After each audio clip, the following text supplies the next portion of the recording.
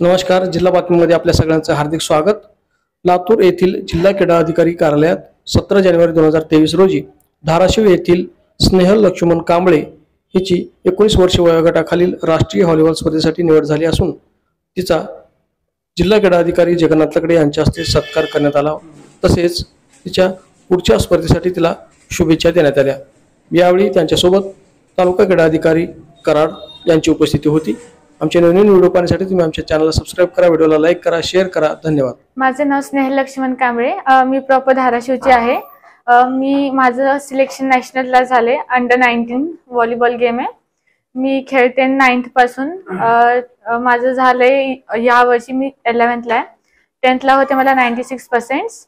मग आता नॅशनलला सिलेक्शन झाल्यामुळे माननीय क्रीडा अधिकारी त्यांनी माझं स्वागत केलं, त्यामुळे मी त्यांचे आभार मानते. धन्यवाद. मी 9वी पासून प्रॅक्टिस करते. माझं प्रॉपर ग्राउंड आहे धाराशिवला. इथे आल्यावर मी शाहूकडून खेळले. सध्या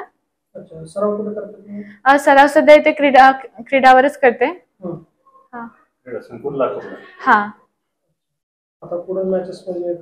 आता 19चं नॅशनल गेम्स आहेत कर्नाटक शिमोगा इथे, आणि त्याचा कॅम्प होणार आहे कोल्हापूर येथे.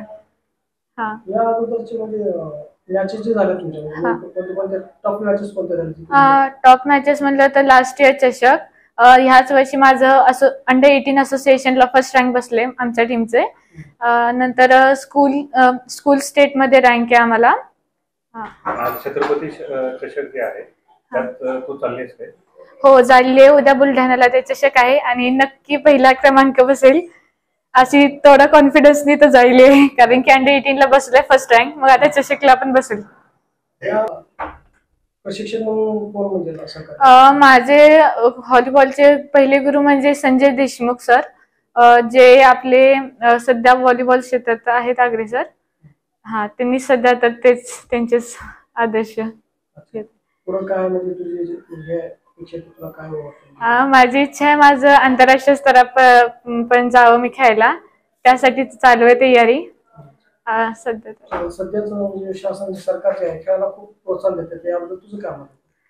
शासन प्रोत्साहन भरपूर देते, कारण की जसं छत्रपती चषक त्याला जी रक्कम देण्यात येते त्यासाठी जे शासन करतं ते खूप अनमोल आहे. नंतर लास्ट इयरला झालतं मिनी ऑलिम्पिक, ते पण खूप उत्तम प्रकारे झालतं. त्याची सगळी सुविधा 5 स्टार इतकी होती. त्यासाठी मी पण आभारी राहते. नाही, सध्या ठीक आहे. फक्त नॉर्मल सुधारणा म्हणले तर खेळाडूंसाठी राहण्या पिण्याची व्यवस्था थोडी राहते.